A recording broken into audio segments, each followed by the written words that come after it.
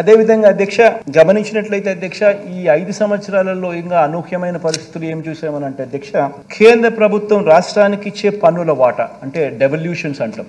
అంటే రాష్ట్రానికి హక్కుగా కేంద్రం వాళ్ళు కలెక్ట్ చేసిన ట్యాక్సుల గుండా రాష్ట్రానికి రావాల్సిన వాటా, ఈ రాష్ట్రానికి సంబంధించి ఈ కేంద్ర ప్రభుత్వం రాష్ట్రానికి ఇచ్చే ఈ పన్నుల వాటా అంటే ఈ డెవల్యూషన్స్ కూడా అధ్యక్ష మన 5 సంవత్సరాలు ఈ 5 సంవత్సరాల పీరియడ్ కనుక గమనించినట్టయితే అధ్యక్ష ఆ డెవల్యూషన్స్ కూడా తగ్గాయి. అంటే దానికి ముందు 5 సంవత్సరాలు చంద్రబాబు నాయుడు గారి పాలనలో ఉన్న 5 సంవత్సరాలతో ఈ 5 సంవత్సరాల పరిస్థితి ఏమిటి అని గమనిస్తే కేంద్రం నుంచి రావాల్సిన డెవల్యూషన్స్ కూడా మన రాష్ట్రానికే కాదు అన్ని రాష్ట్రాలకు కూడా రాష్ట్రానికి వచ్చి డెవల్యూషన్స్ కూడా తగ్గిన పరిస్థితుల్లో ఈ రాష్ట్రం ప్రయాణం చేసిందని కూడా మనం చూసిన పరిస్థితులు అధ్యక్ష.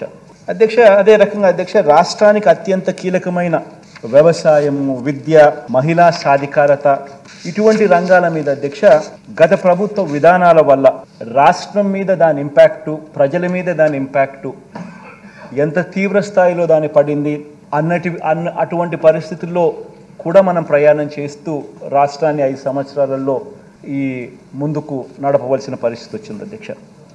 ఇక 4వది అధ్యక్ష రాష్ట్ర విభజన తర్వాత ఇప్పటికీ కూడా అధ్యక్ష మనం ఎదుర్కొంటున్న ఇబ్బందులు మనల్ని ఇప్పటికి కూడా మనల్ని వెంటాడుతూ ఉన్న రెవెన్యూ లోటు, ఇవన్నీ కూడా ఈ 5 సంవత్సరాలలో అనూహ్య పరిస్థితుల మధ్య ఇటువంటి అన్ని పరిస్థితులను అధిగమించి ఈ 5 సంవత్సరాలలో ఒక గొప్ప పాలన చేయగలిగాము అని చెప్పి కూడా గర్వంగా కూడా చెప్పగలం. చర్చలో అధ్యక్ష 5 ప్రజా బడ్జెట్లు ప్రవేశపెట్టిన ప్రభుత్వం మీద అధ్యక్ష ప్రతిపక్షం వేస్తా ఉన్న నిందలు, ఆ నిందలకు సంబంధించి వాస్తవాలు ఏమిటి అన్నది ఆ నిందలకు జవాబు చెబుతూ వాటికి సంబంధించిన నిందలవి ఏ రకంగా నిందలు అని చెప్పి తెలియజెప్పే కార్యక్రమంలో భాగంగా ఈ సభ ద్వారా రాష్ట్ర ప్రజలందరికీ కూడా కొన్ని విషయాలు చెప్పదలుచుకున్నాం అధ్యక్ష. ముందుగా అధ్యక్ష రాష్ట్ర ఆర్థిక వ్యవస్థకు సంబంధించి 5 సంవత్సరాలలో అధ్యక్ష మనం ఎదుర్కొన్న సవాళ్ళను ఒకసారి గమనిస్తే అధ్యక్ష, ఎందుకంటే అధ్యక్ష మనం అధికారంలోకి వచ్చే టయానికల్లా ఒక జటిలమైన పరిస్థితుల మధ్య అధికారంలోకి వచ్చిన తర్వాత అధ్యక్ష మనం ఎదుర్కొన్న సవాళ్ళు అధ్యక్ష బహుశా ఎప్పుడూ కూడా ఊహించని విధంగా జరిగాయి. రాష్ట్ర ఆదాయాలు తగ్గడం, అనుకోకుండా ఖర్చులు పెరగడం, కోవిడ్ మహమ్మారి అనేది ఎప్పుడూ కూడా దేశంలో కూడా ఎప్పుడు కూడా నాకు తెలిసినంత వరకు ఊహకు తెలిసినంత వరకు ఇటువంటి పరిస్థితులు ఏదైనా ఉంటాయన్నది కూడా ఊహించలేదు.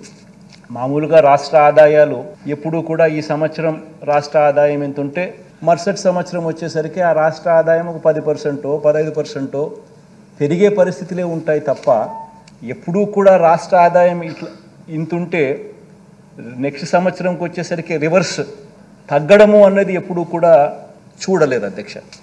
అటువంటి విచిత్రమైన పరిస్థితులు చూసాం. కోవిడ్ మహమ్మారి దానివల్ల అనూహ్యంగా కొన్ని ఖర్చులు ప్రజల ఆరోగ్యపరంగా అయితేనేమి, ప్రజలను ఆదుకునే విషయంలో అయితేనేమి కొన్ని ఖర్చులు అనూహ్యంగా పెట్టాల్సిన దానికన్నా ఊహించిన దానికన్నా కూడా ఖర్చులు పెరిగిపోయిన పరిస్థితులు కూడా గమనించాం అధ్యక్ష. కాబట్టి అధ్యక్ష నేను చెప్తా ఉన్నాను, విశ్వసనీయత అన్నది ఎప్పటికైనా గెలుస్తుంది అధ్యక్ష.